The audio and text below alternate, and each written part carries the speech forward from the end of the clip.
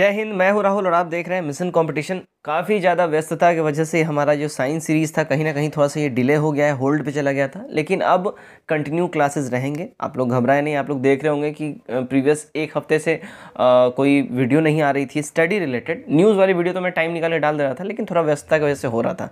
तो आज हम देखेंगे सेट नंबर 4, और इस सेट नंबर 4 में हम कौन सा टॉपिक देखेंगे। टॉपिक है विभिन्न प्रकार की तरंगे और गति, है ना, वेरियस मोशंस एंड स्पीड हम देखेंगे आज इस टॉपिक में। बहुत इंपॉर्टेंट टॉपिक है फिजिक्स का, बहुत ही ज़्यादा इंपॉर्टेंट टॉपिक है। वीडियो को ज़्यादा शेयर करिए अच्छा लगने पे, ठीक है। और डेली क्लासेस के लिए आप हमारे चैनल को ज्वाइन कर सकते हैं। सब्सक्राइब कर लीजिए, फटाफट से सब्सक्राइब बटन दबा दीजिए डेली क्लासेस के लिए। और टेलीग्राम पे हमें आप ज्वाइन कर सकते हैं। मिशन कॉम्पिटिशन टाइप कीजिए और इस लोगो पे टैप कीजिए और ज्वाइन हो जाइए, ठीक है। साथ ही साथ देखिए हमारे द्वारा जो है ग्रुप भी दोबारा से स्टार्ट कर दिया गया 67 बीपीएससी के लिए। जस्ट 151 दे के आप इसमें ऐड हो सकते हैं। करेंटली अभी 35+ यहाँ पे प्रैक्टिस सेट्स अपलोड कर दिए गए हैं वेरियस कोचिंग इंस्टीट्यूशंस के, लाइक दृष्टि, आस्था, परफेक्शन, इन सब जैसे, ठीक है। और बिहार स्पेशल का हमारा वही क्राइटेरिया रहेगा। 700 करंट अफेयर्स रहेंगे इसमें। 1000 MCQ रहेगा बिहार स्पेशल का, जो कि जस्ट 99 रुपीज़ में आप ले सकते हैं। बहुत बच्चों को शिकायत होता है वो नहीं जुड़ना चाहते हैं ग्रुप में, वो इंडिविजुअल चाहते हैं, वो तो इंडिविजुअल भी वो ले सकते हैं प्रैक्टिस सेट्स। इसका स्क्रीनशॉट आप जल्दी से ले लीजिए और पेमेंट का क्राइटेरिया वहीं रहेगा। पेमेंट करिए, इस नंबर पे आप लोग स्क्रीनशॉट भेजिए और पेमेंट आप लोग पेटीएम, गूगल पे, फ़ोन पे किसी भी माध्यम से कर सकते हैं। चलिए फटाफट से आज की जो वीडियो है स्टार्ट करते हैं। चलिए तो यहाँ से आ जाता है हमारा सेट नंबर 4। इससे पहले मैं आपको एक चीज़ बताता हूँ, अगर ये पीडीएफ आप लोगों को चाहिए तो गाइज आई एम सॉरी, ये पीडीएफ थोड़ा सा पेड रहेगा। आई होप आप सब अंडरस्टैंड करेंगे, इसके ऊपर मेहनत लगती है। तो जस्ट 149 में आप ये पीडीएफ ले सकते हैं। बिल्कुल उसी तरह 9708351194 इस पर आप लोग पेमेंट करें, स्क्रीनशॉट भेजें, आपको पीडीएफ दे दिया जाएगा हाथों हाथ। चलिए वीडियो हम लोग स्टार्ट करते हैं। वीडियो हमारा यहाँ से स्टार्ट होता है क्वेश्चन नंबर 192 से। जब किसी शेविंग ब्रश को पानी में से निकाला जाता है तब उसके बाल आपस में किस वजह से चिपके होते हैं। रीज़न क्या होता है? देखिए इसका एक्चुअल रीज़न होता है पुष्ट तनाव, ठीक है। ये हमारा यहाँ पे एब्सोल्यूट सही हो जाता है। नेक्स्ट देखते हैं क्वेश्चन नंबर 293। निम्न में से कौन सा एक कथन सही है? इनमें से कौन सा कथन सही है बताना है। देखिए इसमें जो करेक्ट स्टेटमेंट है, वायु में ध्वनि वेग दाब पर निर्भर नहीं करता है, ठीक है। ये स्टेटमेंट हमारा यहाँ पे सही है। तापमान के बढ़ने पर वायु ध्वनि का वेग बढ़ता है, गड़बड़ बात है ये। आर्द्रता के बढ़ने पर वायु में ध्वनि वेग कम होता है, नहीं बढ़ता है। आर्द्रता या तथा आवृत्ति के प्रसारण से वायु में वेग प्रभावित नहीं होता है। ये मतलब ये तीनों स्टेटमेंट करेक्ट नहीं है, हमारा ये वाला स्टेटमेंट सही है। तो हमारा ए सही होगा, ठीक है। 294 देख लेते हैं हम लोग। 294 बोल रहा है, देखिए टेप रिकॉर्डर तथा अन्य ध्वनि तंत्रों पर अंकित पद डॉल्बी बी अथवा डॉल्बी सी किसे निर्दिष्ट करता है। मतलब क्या ये अंकित मतलब क्या डिफाइन करता है, ये बेसिकली बताना है। तो गाइज इसका जो करेक्ट हमारा आंसर हो जाएगा, देखिए इसका करेक्ट आंसर हो जाएगा हमारा सी वाला, ठीक है ना। सी हमारा सही हो जाएगा। रवहास परिपथ, ठीक है, रवहास परिपथ ये डिफाइन करता है ये, तो हमारा सी सही हो जाएगा। चलिए 295 हम लोग देखते हैं। 295 यहाँ पे स्टेटमेंट वाला है, ठीक है। समुद्र तल के निकट मैक संख्या 1 पर जा रहे वायुयान की चाल की तुलना में 15 किलोमीटर की ऊंचाई पर मैक संख्या 1 पर जा रहे वायुयान की चाल अधिक होती है। रीज़न यहाँ पे दिया जा रहा है, ध्वनि गति परिवर्ती माध्यम के ताप पर निर्भर करता है। तो इसका जो करेक्ट आंसर हमारा हो जाएगा, देखिए डी इसका हमारा सही हो जाएगा, ठीक है। एक गलत है लेकिन आर एब्सोल्यूट सही है, ठीक है। तो यहाँ पे हमारा स्टेटमेंट और इसका कंक्लूजन का दे रहा था, ठीक है। 296 देखते हैं। दूर संचार के लिए प्रयुक्त तरंग कौन सी होती है, ठीक है। दूर संचार के लिए जो रेडियो वेव्स और टेलीविज़न ब्रॉडकास्ट में काम आता है, तो ये जो प्रयुक्त जो होता है संचार, ये होता है, देखिए दूर संचार के लिए प्रयुक्त तरंगें होती हैं, है ना, माइक्रोवेव, ठीक है। नेक्स्ट देखते हैं हम लोग 297 में हमारा है, यस चलिए 297 में है, निम्नलिखित कथनों पर विचार कीजिए। कम लंबाई की बांसुरी से निम्न आवृत्ति की तरंगें उत्पन्न होती हैं। दूसरा है, ध्वनि यंत्रों में केवल अनुदैर्घ्य प्रत्यस्तता तरंगों के रूप में प्रगामी होती हैं। इसका जो सही हमारा हो जाएगा, देखिए केवल सेकंड वाला हमारा करेक्ट हो जाएगा। ध्वनि यंत्रों में केवल अनुदैर्घ्य प्रत्यस्तता तरंगें के रूप में प्रतिगामी होती है, यानी प्रगामी होती है, सॉरी। तो हमारा ए वाला सही हो जाएगा, ओनली 2, ठीक है। 298 देखते हैं। 298 में देखिए क्या बोल रहा है, टेलीविज़न प्रसारण के श्रव्य संकेतों को प्रेषित करने के लिए प्रयुक्त तकनीक क्या है। तो इसको प्रेषित यानी टेलीकास्ट करने के लिए जो प्रयुक्त तकनीक है, अगर इसकी हम बात करें, ये है देखिए आवृत्ति आरोपण। सी हमारा सही हो जाएगा। इसी टेक्निक के द्वारा टेलीविज़न ब्रॉडकास्ट होता है। नेक्स्ट देखते हैं हम लोग 299, दूरदर्शन प्रसारणों के ध्वनि संकेत को प्रेषित करने में प्रयुक्त तकनीक कौन सा है। देखिए इसको प्रेषित करने में जो प्रयुक्त तकनीक की अगर हम लोग बात कर लें तो इसमें जो प्रयुक्त तकनीक होता है गाइज ये होता है आवृत्ति मॉड्यूल। ठीक है, आवृत्ति आरोपण यहाँ आपने पढ़ा और मॉड्यूल, ये ध्यान रखिएगा लैंग्वेज चेंज कर सकता है, आंसर में थोड़ा सा चेंज हो सकता है, लेकिन आपको ये ध्यान रखना होगा। ठीक है, क्योंकि एग्जाम में बिल्कुल इस टाइप से क्वेश्चन पूछे जा सकते हैं। नेक्स्ट देखते हैं हम लोग क्वेश्चन नंबर 300, क्या बोल रहा है, टेलीविजन के दूरस्थ नियंत्रण के लिए किस प्रकार के विद्युत चुंबकीय विकिरण का उपयोग किया जाता है। इसका करेक्ट आंसर की बात कर ले तो ये हो जाएगा हमारा अवरक्त किरणें यानी कि इंफ्रारेड। ठीक है, ध्यान रखिएगा। नेक्स्ट देखते हैं 301, क्या है, देखिए निम्नलिखित में से कौन सा विद्युत चुंबकीय विकिरण टेलीविजन के दूरस्थ नियंत्रण के लिए प्रयोग में लाया जाता है। देखिए इसके यूज में जो लाया जाता है अगर इसकी हम बात कर ले, ये है अवरक्त किरणें यानी कि इंफ्रारेड। ठीक है, ध्यान रखिएगा। नेक्स्ट देखते हैं 302, क्या बोला जा रहा है, देखिए एक टीवी सेट को चलाने के लिए निम्नलिखित में से किसी एक टीवी रिमोट नियंत्रण इकाई द्वारा प्रयोग किया जाता है। क्या प्रयोग किया जाता है गाइज, तो ये होता है देखिए इंफ्रारेड वेव्स का। ठीक है, यहाँ पे रेडियो तरंगे हैं। ठीक है, अगर इंफ्रारेड वेव्स अगर आ जाएं अगर आपको, ठीक है, अगर आ जाएं अगर ऑप्शन में अवरक्त तरंगे हो तो अवरक्त तरंगे आप लोग मारेंगे। जो टीवी हम लोग यूज़ करते हैं उसमें जो रिमोट होता है, रिमोट जो हम लोग ऑपरेट करते हैं उसमें से इंफ्रारेड वेव्स निकलती है। ठीक है, ध्यान रखिएगा। रेडियो तरंगे रहेंगे, रेडियो तरंगे मारेंगे, लेकिन दोनों में से एक ही ऑप्शन में रहेगा, दोनों नहीं रहेगा। अगर दोनों अगर हो तो इंफ्रारेड आप लोग मारेंगे। ठीक है, अवरक्त किरणें। चलिए नेक्स्ट देखते हैं, मनुष्यों के लिए शोर की सहज सीमा करीब कितनी होती है, मतलब मनुष्य कितने हद तक एक सीमा तक शोरगुल और ज़्यादा से ज़्यादा आवाज़ सुन सकता है। तो ये जो लिमिट होता है वो देखिए 85 डेसिबल तक का होता है। ठीक है ना, बाय द वे मैं आपको बता दूं जो एरोप्लेन का जो होता है ना, एरोप्लेन देखिए 120 डेसिबल तक का शोर करता है जब वो टेक ऑफ करता है या जब वो चलता है तो।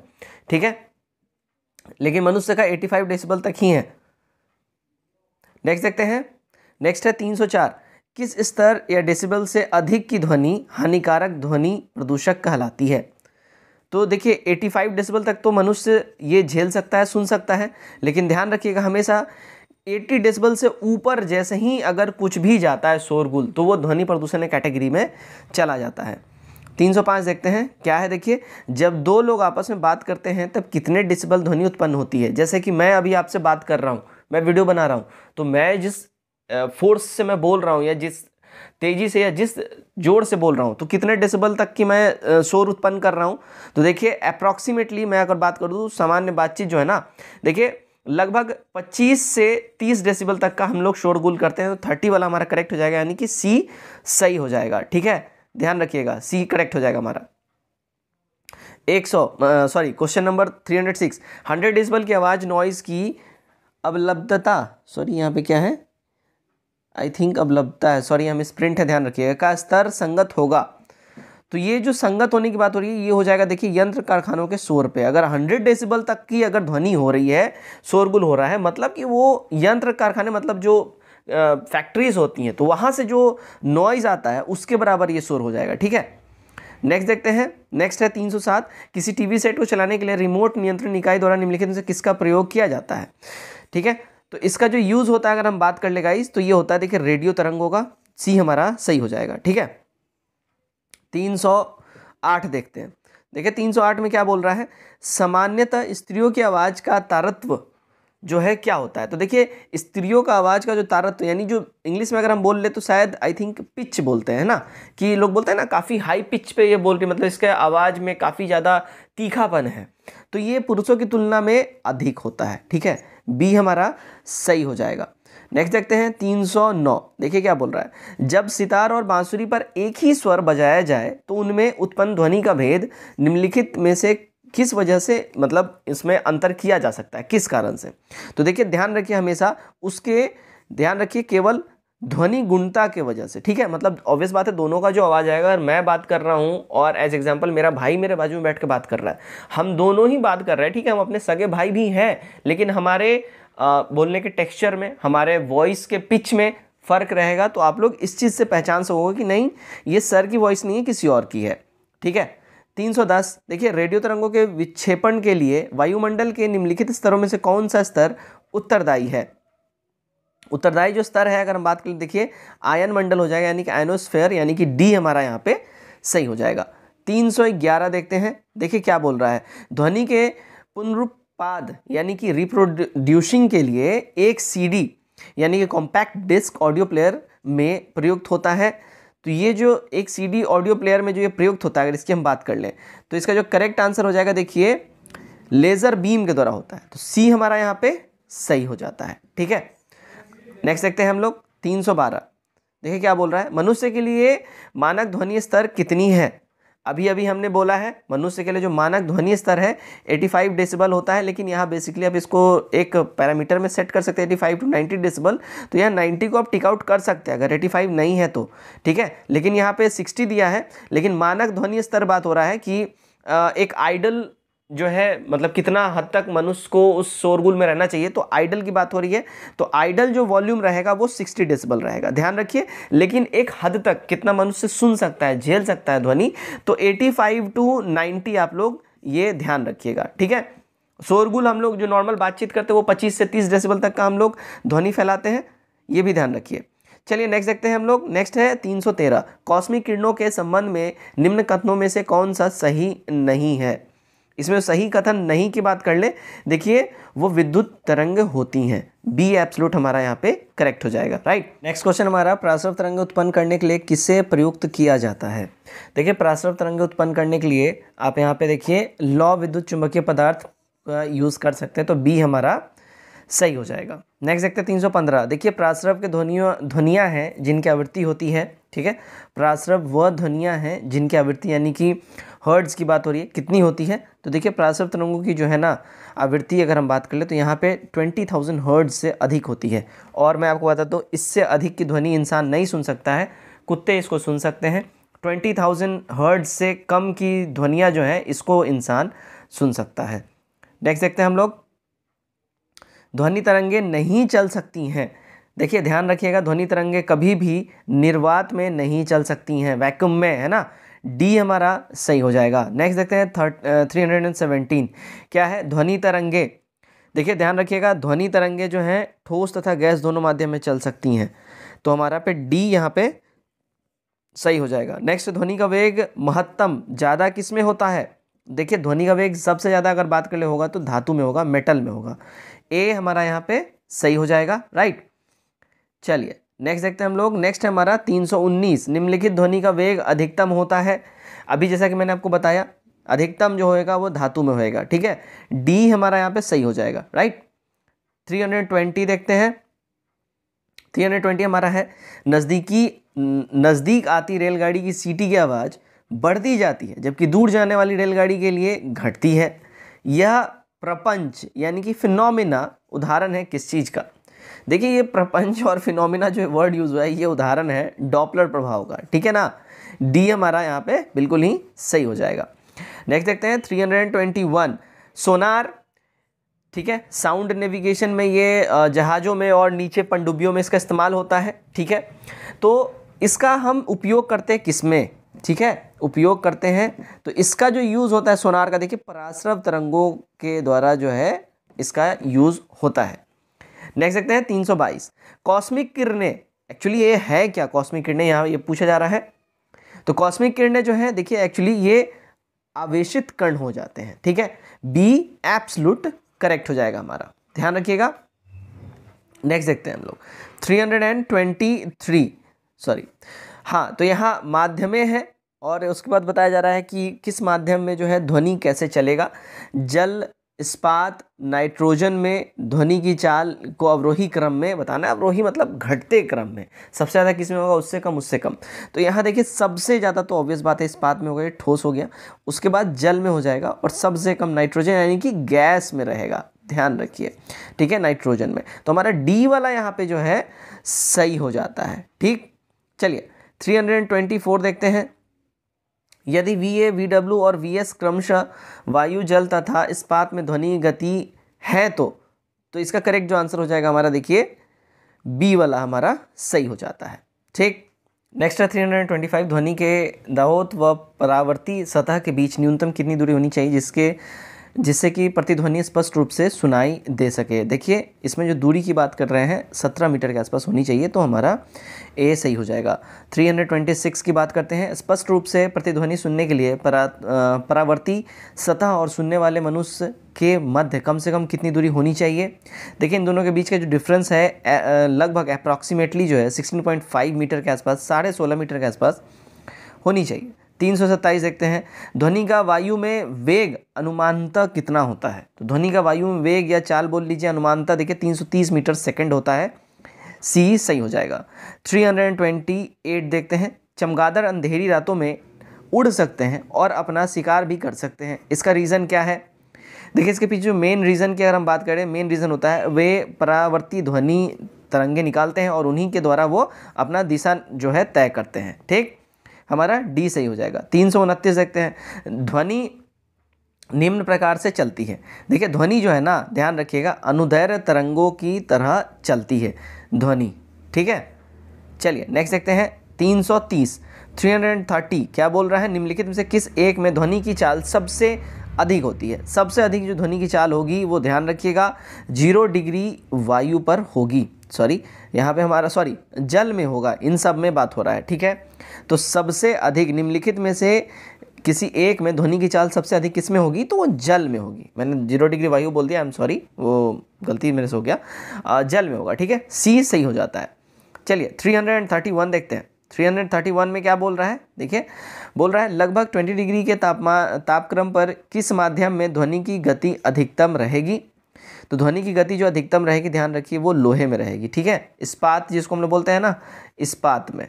ठीक, नेक्स्ट देखते हैं हम लोग 332, ध्वनि तरंगों की सबसे तीव्र प्रगमन होता है किसमें। ध्वनि तरंगों का जो सबसे तीव्र प्रगमन होता है गाइस, वो होता है ठोस में, बी यहाँ पे हमारा सही हो जाता है। ठीक है, 333 देखते हैं, सीटी स्कैन करने में प्रयोग में लाई जाती है क्या।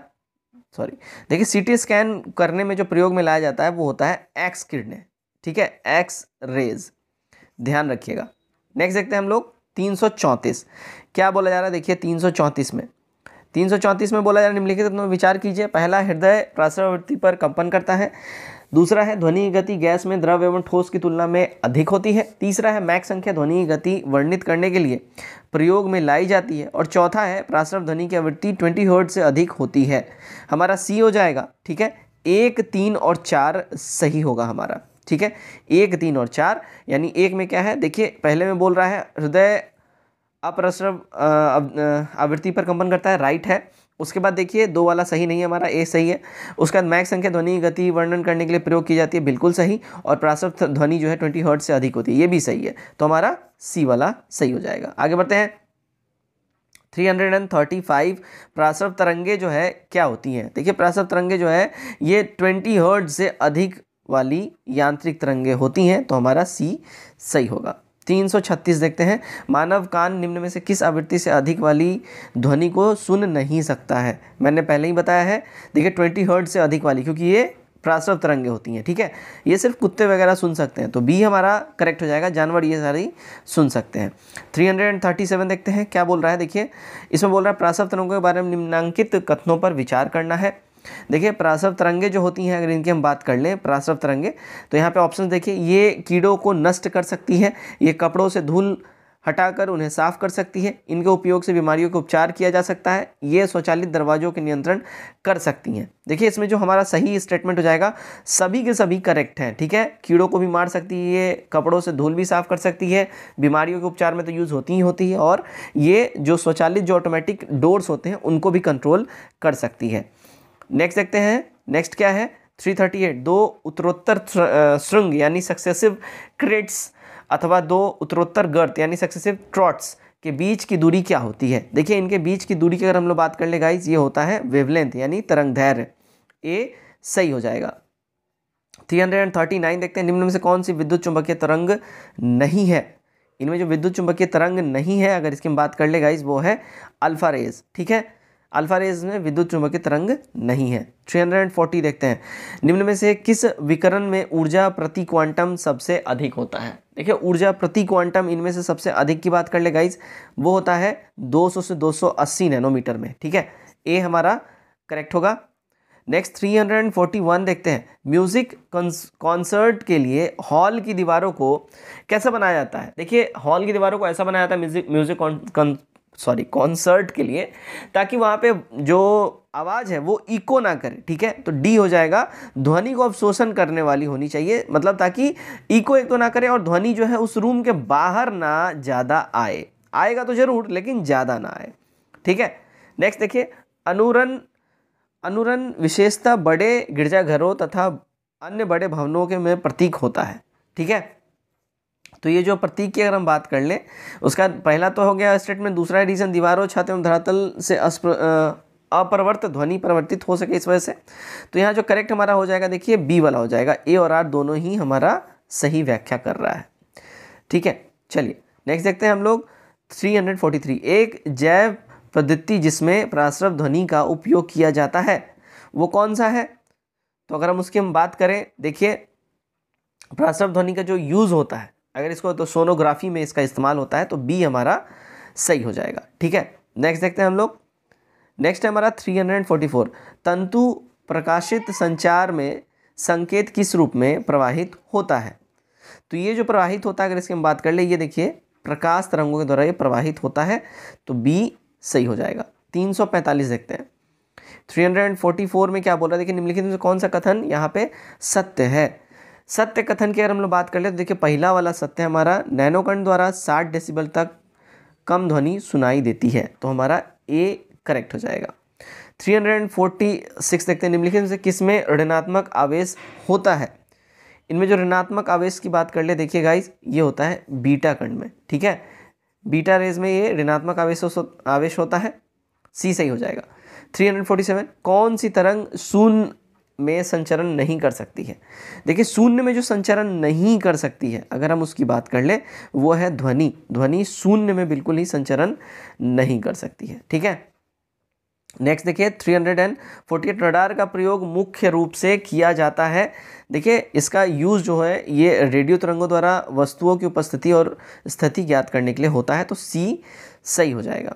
349 देखते हैं क्या बोल रहा है, एफएम प्रसारण सेवा में प्रयुक्त होने वाले आवृत्ति बैंड का परास कितना होता है। देखिए इसके परास की अगर हम बात कर लें, तो गाइज ये परास होता है कितना, 88 से 108 मेगाहर्ट्ज़ के बीच में, तो सी हमारा सही हो जाएगा। 350 देखते हैं, देखिए 350 में क्या बोल रहा है, एक मजदूर रेल की पटरी पर कार्य कर रहा है, एक लड़का कुछ दूरी पर अपने कान पटरियों पर रखकर जब मजदूर द्वारा दी जाने वाली हथौड़ी की आवाज़ को सुनता है तो उसे 2 बार आवाज़ सुनाई देती है। ऐसा क्यों होता है। देखिए ऐसा होने का पीछे जो रीज़न होता है कि ध्वनि का वेग इस्पात में अधिक होता है, इसलिए वो लोहे में जो कान लगा रहा है पहले वो सुनेगा, फिर वायु के द्वारा जो हवा में जो हमारे वातावरण में जो ध्वनि फैलेगा वो उसके बाद वो सेकंड में सुनेगा, वो इसलिए उसको 2 आवाज़ें सुनाई देंगी, ठीक है। नेक्स्ट देखते हैं 351, एक्स किरणों का तरंगदैर्घ्य लगभग कितना है। तो एक्स किरणों का तरंगदैर्घ्य की बात कर ले तो वो 1.0 एंगस्ट्रम हो जाएगा, ठीक है। 352 देखते हैं, निम्न में से किसकी तरंग लंबाई सबसे अधिक होती है। सबसे अधिक तरंग लंबाई की बात कर ले तो वो देखिए रेडियो तरंगों की होती है, तो डी यहाँ पे सही हो जाता है। 353, निम्न में से कौन सी यांत्रिक तरंगे हैं। इनमें से जो यांत्रिक तरंगों की अगर हम बात कर ले, देखिए गाइज ये हमारा हो जाएगा ध्वनि तरंगे, यही है हमारी यांत्रिक तरंगे, ठीक है, डी सही हो जाता है। 354 देखते हैं, घटना जो ध्वनि तरंगों में नहीं होती है। देखिए ध्वनि तरंगों में जो घटना नहीं होती है, अगर इसकी हम बात कर ले, वो है ध्रुवन, ये ध्वनि तरंगों में नहीं होती है, ठीक। 335 देखते हैं क्या बोल रहा है, देखिए निम्न में से कौन सा कथन एक्स किरणों के लिए सत्य नहीं है। एक्स किरणों के लिए जो इनमें से सत्य कथन नहीं है अगर हम बात करें तो ये है, एक्स किरणों में विद्युत और चुंबकीय क्षेत्र होते हैं, सी हमारा यहाँ पे सही होगा। 356 देखते हैं क्या है, देखिए दो प्रकाश तरंगे परस्पर संबंध कहलाती है, यदि उनके कालांतर सामान्य होंगे तो ही ऐसा होना चाहिए, ठीक है। तो डी हमारा यहाँ पे सही हो जाता है। चलिए 357 देखते हैं, 357 आज का हमारा ये आखिरी क्वेश्चन है। रेडियो स्टेशन से 30 मीटर बैंड पर प्रसारण प्राप्त होता है। इस स्टेशन द्वारा प्रेषित वाहक तरंगों की आवृत्ति कितनी है? तो इसकी जो वाहक आवृत्ति की बात कर ले वो हो जाएगा, देखिए 10 MHz हो जाएगा। ठीक है, तो गाइज ये था हमारा सेट नंबर 4 साइंस स्पेशल से। उम्मीद करता हूँ वीडियो आप लोगों को काफ़ी पसंद आया होगा, और ये वीडियो कैसा लगा इसको कमेंट करके जरूर बताइए, और वीडियो को ज़्यादा शेयर करिए और चैनल को सब्सक्राइब करिए। Till then take care, bye bye and God bless you all.